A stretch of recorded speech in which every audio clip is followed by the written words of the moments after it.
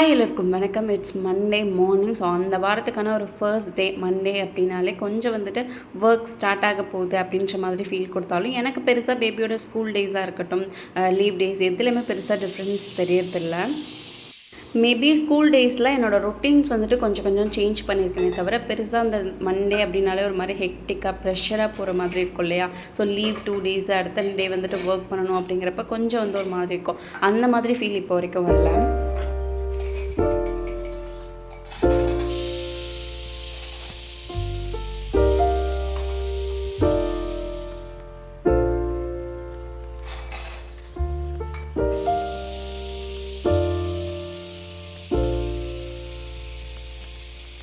Previous day wash பண்ணி வச்சுருந்த vessels எல்லாமே கவுண்டர் டாப் மேலேயே வச்சுட்டேன். ஸோ அதை மார்னிங் தான் எடுத்து வச்சுட்ருந்தேன். ஸோ ஒரு சில ஒர்க்லாம் ப்ரீவியஸ் டே நைட்டே ப்ரொடக்டிவாக பண்ணி வச்சுக்கணும் அப்படின்னா மார்னிங் வந்து குக்கிங் பண்ணுறதுக்கு ஈஸியாக இருக்கும். ஸோ அப்போதைக்கு இந்த மாதிரி அரேஞ்ச் பண்ணிகிட்டு இருக்க வேண்டாம்.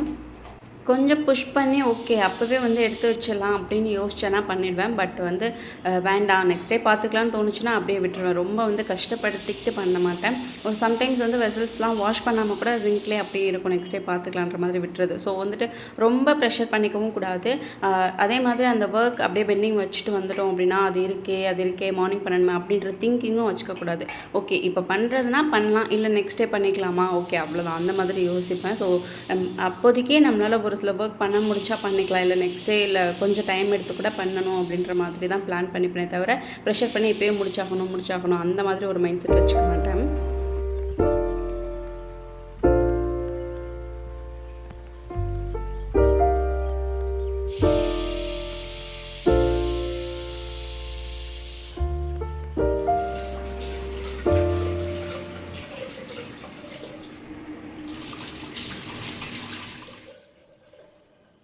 பேபியோட லஞ்சுக்கு என்ன வந்து குக் பண்ணி கொடுக்க போகிறோம் அப்படின்றத பேஸ் பண்ணி ரைஸ் ஃபஸ்ட்டு வச்சுருவேன். ரொம்ப கம்மியான குவான்டிட்டியில் தான் வைப்பேன்.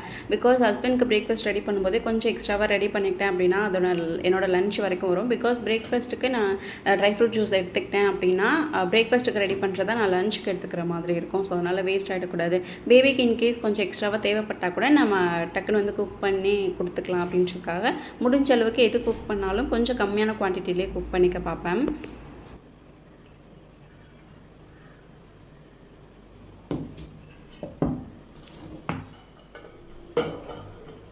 ஸோ ஃபர்ஸ்ட்டு செக் பண்ணுறது ஃப்ரிட்ஜில் என்னென்ன இருக்குது.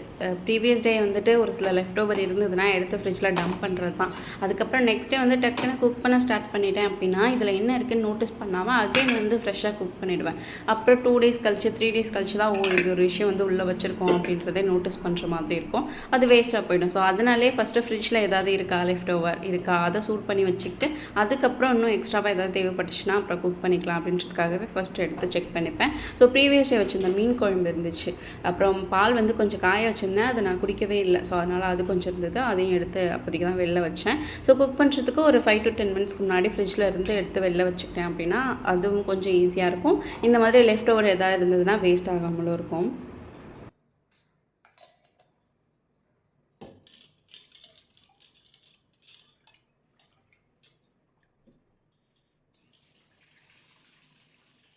அன்றைக்கி பிரேக்ஃபாஸ்ட்டுக்கான ஒர்க் மட்டும்தான் போயிட்டுருந்துச்சு. ஸோ இப்போது இது கொஞ்சம் ஈஸியாக இருக்குது. டெய்லி பேசிஸ்லேயுமே பண்ணுற ஒர்க்கை ரிப்பீட்டடாக பண்ணுறதால கொஞ்சம் டக்குன்னு குக் பண்ணிட்டுருப்பேன். முன்னால் கொஞ்சம் பார்த்து குக் பண்ணிட்டுருப்பேன். பட் இப்போ வீடியோவும் எடுத்துக்கிறதுனால கொஞ்சம் டிலே ஆகலாம். பட் எனக்கு வந்துட்டு கொஞ்சம் டைம் இருக்க மாதிரி இருந்துச்சு. ஸோ கொஞ்சம் பொறுமையாகவே எல்லா ஒர்க்கும் பண்ணிகிட்ருந்தேன்.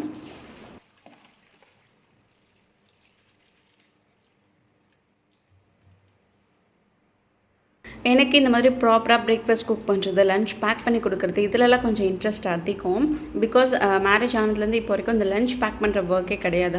ஹஸ்பண்டோட ஆஃபீஸ்லேயே வந்து லஞ்ச் ப்ரிஃபர் பண்ணுறாங்க அப்படிங்கிறப்ப பிரேக்ஃபாஸ்ட்டுமே இப்போதைக்கு ஒரு சில டயட் பிளான்ஸ்லாம் போகிறதுனால மட்டும்தான் அந்த சுண்டல், பட்டாணி, பயிறு இதெல்லாம் வந்து பாயில் பண்ணி கொடுத்துட்ருக்கேன். ஒரு சில ஐட்டம்ஸ் மட்டும் பிரேக்ஃபாஸ்ட்டுக்கு. ஸோ இது இல்லாமல் இன்னும் ப்ராப்பராக இட்லி, தோசை அந்த மாதிரி பிரேக்ஃபாஸ்ட்டுக்குமே அவங்களுக்கு இப்போ வரைக்கும் ரெடி பண்ணி நான் கொடுத்தது கிடையாது.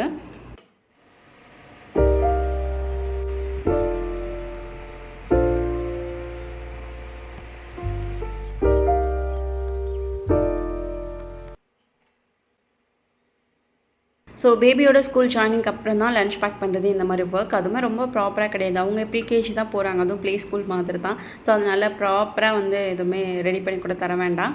பட் என்னோடய திருப்திக்காக அவங்களுக்கு ஏதோ ஒரு ஸ்நாக், ஏதோ ஒரு ஃபுட் அந்த மாதிரி ரெடி பண்ணி கொடுக்குறேன்.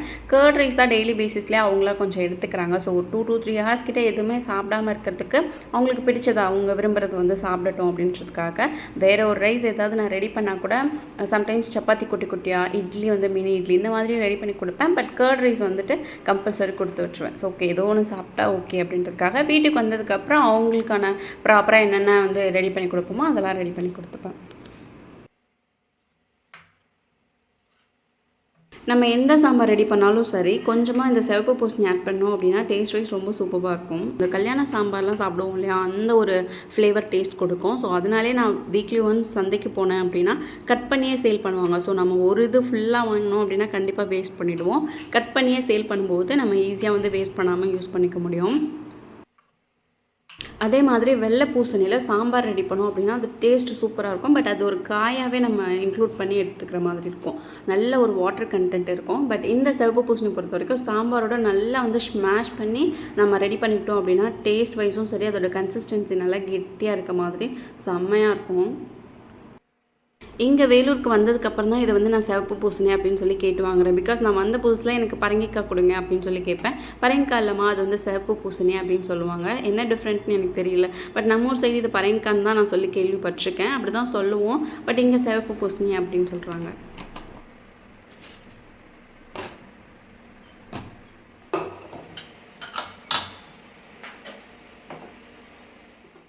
பேபிக்காக மட்டும் ஒரு தால் ரைஸ் ரெடி பண்ணுறேன், ஒரு சாம்பார் ரெடி பண்ணுறேன் அப்படின்னா பாசிப்பருப்பு மட்டுமே யூஸ் பண்ணுவேன். அது கூடவே கொஞ்சமாக இந்த சிவப்பு பூசணி ஆட் பண்ணி ரெடி பண்ணிப்பேன். பட் எங்களுக்கும் சேர்த்து சாம்பார் ரெடி பண்ணுறேன் அப்படின்னா கொஞ்சமாக பாசிப்பருப்பு, எப்போவும் எடுக்கிற மாதிரி அளவில் துவரப்பருப்பு அந்த குவான்டிட்டியில் எடுத்து ரெடி பண்ணிக்கிறது.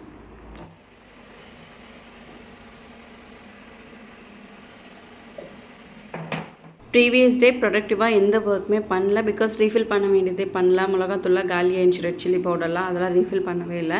ஸோ வெசல்ஸும் வாஷ் பண்ணதை அப்படியே வச்சுட்டேன். ஸோ இது மார்னிங் வந்து கொஞ்சம் ரஷ் பண்ணி இந்த ஒர்க்லாம் பண்ணும்போது தான் தோணும் ப்ரீவியஸ் டேவே பண்ணியிருக்கலாமே அப்படின்ட்டு. ஸோ அந்த மாதிரி ஒரு திங்கிங் வரக்கூடாது அப்படின்றதுக்காகவே ப்ரீவியஸ் டே கொஞ்சம் பண்ணிப்பேன். முடியல அப்படின்னா விட்டுடுறது.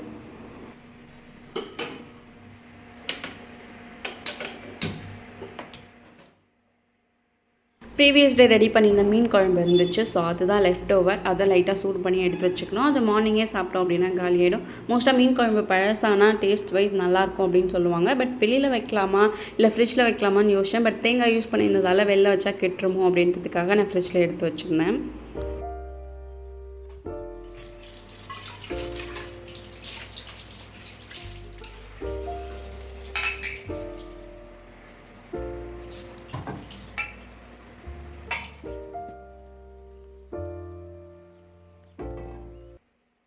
குக்கிங்லாம் ஃபினிஷ் பண்ணிவிட்டு வெளில போக வேண்டிய வேலை இருந்துச்சு. ஸோ பேபியை ட்ராப் பண்ணிட்டு அப்படியே டிமார்ட் போகலாம் அப்படின்ற பிளான் இருந்துச்சு. ஸோ ரிட்டன் வர்றதுக்கு டிலே ஆகலாம் மேபி.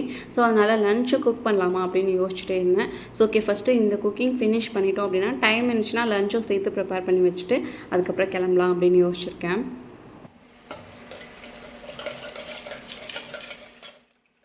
ஹஸ்பண்டோட பிரேக்ஃபாஸ்ட்டுக்கு கேழ்வரகு கூழும் வந்து ஒன் ஆஃப் த ஐட்டமாக ரெடி பண்ணி வச்சுப்பேன். ஸோ இது வந்து ஒரு 2 ஸ்பூன் எடுக்கிறேன் அப்படின்னா 2 டம்ளர் வாட்டர், கொஞ்சமாக சால்ட் ஆட் பண்ணி ஒரு 10 மினிட்ஸ் கிட்ட அப்படியே வந்து சூப் பண்ண வச்சுருவேன்.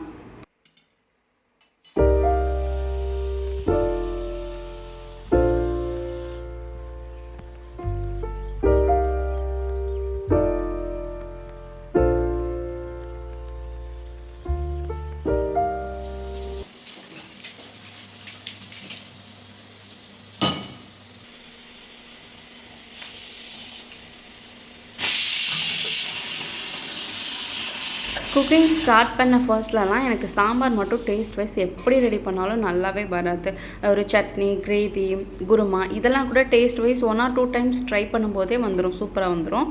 டேஸ்ட் வைஸும் ரொம்ப நல்லாயிருக்கும். பட் சாம்பார் மட்டும் எனக்கு ஒரு டைமும் ஒரு டேஸ்ட்டில் கிடச்சிது. ஸோ எப்படி ரெடி பண்ணால் இப்போ வரைக்கும் டேஸ்ட் வைஸ் நல்லா வரும் அப்படின்றது எனக்கு ஐடியாவே இல்லை. ஒரு 3 மெத்தடில் வந்து சாம்பார் ரெடி பண்ணிப்பேன். பட் அதில் எது பெஸ்ட்டாக வருது, டேஸ்ட் வைஸ் நல்லா வருது அப்படின்றது சுத்தமாக ஐடியா கிடையாது. பட் இப்போ ரீசன்ட் டேஸாக ஒரு மெத்தடில் நான் ஃபாலோ பண்ணிட்டுருக்கேன். அது ரொம்ப சூப்பராக வருது.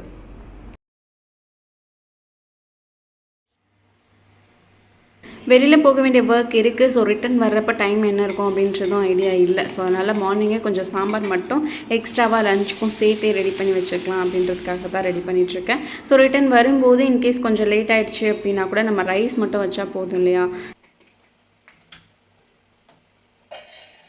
ப்ரீவியஸ் டேவே பிரியாணி தான் வேணும் அப்படின்னு சொல்லி கேட்டிருந்தேன், சிக்கன் பிரியாணி. பட் ஃபிஷ் எடுத்ததால் சிக்கன் வந்து நாங்கள் எடுக்கல. பிகாஸ் ஏதாவது ஒரு ஐட்டம் எடுத்தாலே எங்களுக்கு வந்து 3 டைம்ஸ் அது சாப்பிட்ற அளவுக்கு இருக்கும். ஸோ அதனால் சிக்கனை எடுத்து வேஸ்ட் பண்ண வேணாம் அப்படின்றதுக்காக ப்ரீவியஸ் டே எடுக்கல. ஸோ அன்றைக்கி ஹஸ்பண்ட்க்கு லீவ் அப்படின்றதால இன்றைக்கி எடுத்தோம் அப்படின்னா நான் பிரியாணி மாதிரி ரெடி பண்ணி கொடுத்துறேன்னு சொல்லியிருந்தாங்க.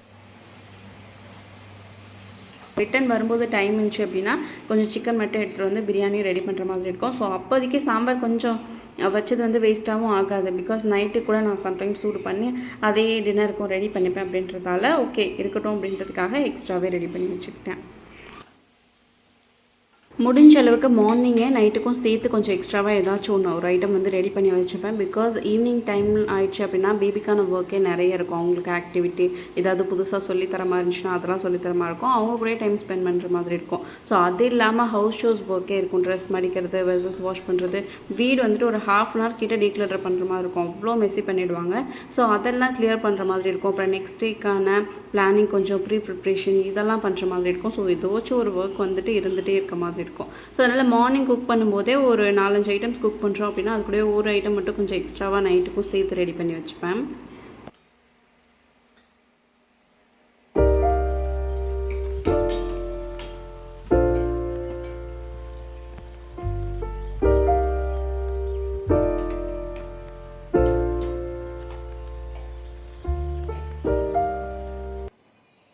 ரைஸ் இப்போ வரைக்குமே வடித்து தான் யூஸ் பண்ணிகிட்ருக்கேன். ஸோ குக்கரில் ரெடி பண்ணுறது எனக்கு அந்தளவுக்கு டேஸ்ட் வைஸும் சரி அந்த சாஃப்ட்னஸும் இல்லை. டக்குன்னு வந்து ஒரு மாதிரி ட்ரையான மாதிரி ஃபீல் கொடுக்கும். ஸோ அதனாலே வடித்து யூஸ் பண்ணிப்பேன்.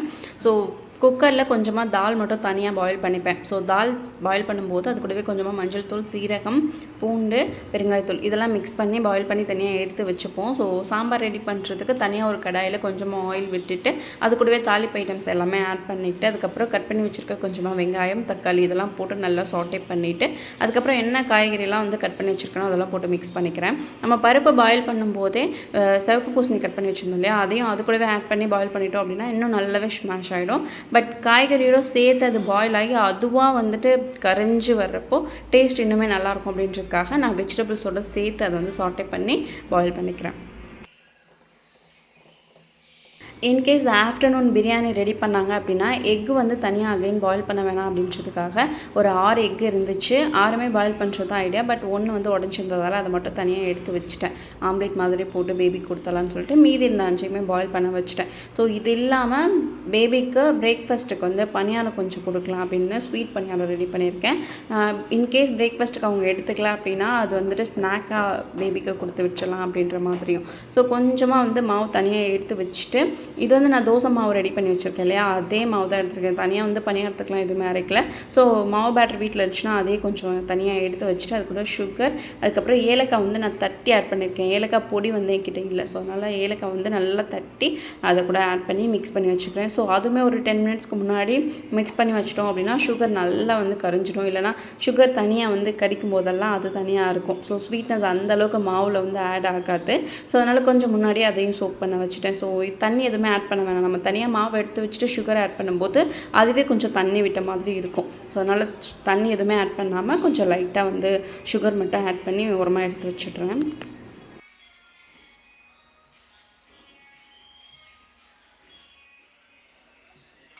ப்ரீவியஸ் டேவே பேபியோட லஞ்ச் பேக், அதுக்கப்புறம் வாட்டர் பாட்டில், டிஃபன் பாக்ஸ் எல்லாமே கம்ப்ளீட்டாக கொஞ்சம் வாஷ் பண்ணி வச்சுருவேன். பட் மார்னிங் பேக் பண்ணுறதுக்கு முன்னாடியும் அகைன் லைட்டாக வந்து வாஷ் பண்ணி எடுத்து வச்சுப்பேன்.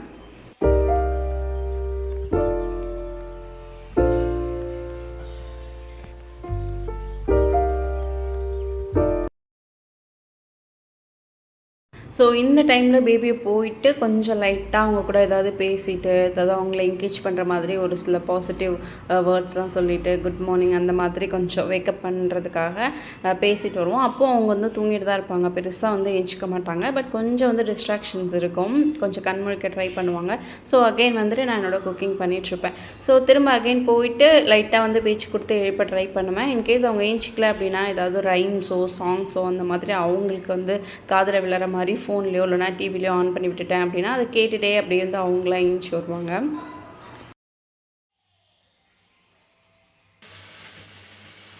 நான் யூஸ் பண்ணிகிட்ருக்க பணியாரக்கல் ஆக்சுவலாக இண்டக்ஷன் பேஸ்டு. ஸோ அந்தளவுக்கு ஆயில் எதுவுமே அப்ளை பண்ண தேவையில்லை. லைட்டாக வந்து அது ஃபஸ்ட் டைம் நம்ம ரெடி பண்ணும்போது மட்டும் லைட்டாக ஆயில் விட்டுட்டு அடுத்தடுத்து நம்ம பணியாரம் ஊற்றும் போது ஆயில் அந்தளவுக்கு தேவைப்படாது. பட் நான் கொஞ்சம் வந்து ஆயில் ஆட் பண்ணிப்பேன். ஃபஸ்ட் டைம் கொஞ்சம் நிறையவே ஆட் பண்ணிவிட்டு அடுத்தடுத்த டைம் வந்து லைட்டாக ஒரு ட்ராப் அந்த மாதிரி ஆயில் யூஸ் பண்ணி ரெடி பண்ணிப்பேன். ஆயிலே இல்லாமல் ரெடி பண்ணால் கூட நல்லா பாயில் ஆகி வரும். அந்தளவுக்கு வந்து அடிப்பிடிக்கிறதோ அந்த மாதிரி எதுவுமே இருக்காது.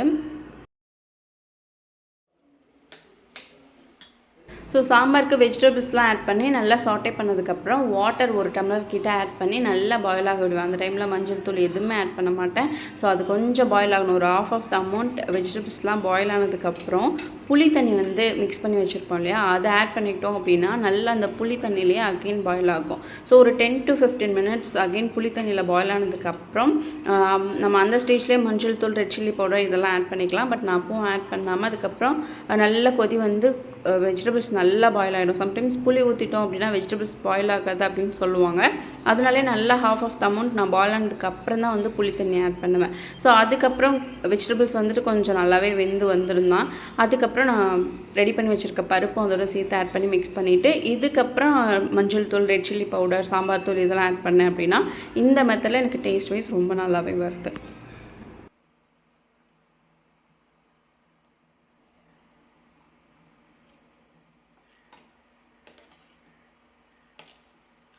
லோ ஃப்ளேம்லேயே பலகாரம் பாயில் பண்ண வச்சுருந்தேன். ஸோ நல்லா பாயில் ஆனதும் புஷ்ஷுன்னு வந்துருந்துச்சு. ஸோ அதை அகைன் பரட்டி விட்டு ஒரு 2 மினிட்ஸ் மூடி போட்டு பாயில் பண்ணிக்கலாம். இது கூடவே நம்ம எக், அதுக்கப்புறம் தேங்காய் இதெல்லாம் துருவி ஆட் பண்ணோம் அப்படின்னா டேஸ்ட் வைஸ் இன்னும் சூப்பராக இருக்கும். பட் நான் பேபியோட ஸ்நாக்காகவும் இதை கொடுத்து விடணும் அப்படின்றதுக்காக அந்த மாதிரி எதுவுமே ஆட் பண்ணல. பட் அதெல்லாம் ஆட் பண்ணோம் அப்படின்னா டேஸ்ட் வைஸ் ரொம்ப சூப்பராக வரும். ஸோ செகண்ட் டைம் பாயில் பண்ணும்போது மாவு கொஞ்சம் கம்மியாக தான் இருந்துச்சு. ஸோ அதனால் குட்டி குட்டியாக ஊற்றிட்டு அது கூடவே மேலால் மட்டும் ஆயில் லைட்டாக ஸ்ப்ரெட் பண்ணிக்கிட்டேன். நல்லா சாஃப்டாக வந்துருந்தது. இந்த பவுல் ஆக்சுவலாக நான் கேஸ் பக்கத்துலேயே வச்சுருந்தப்ப போல் நல்லா இதுவுமே சூடாக இருந்துச்சு. டக்குன்னு எடுக்கும்போது கையை சுட்டு விட்டுருச்சு.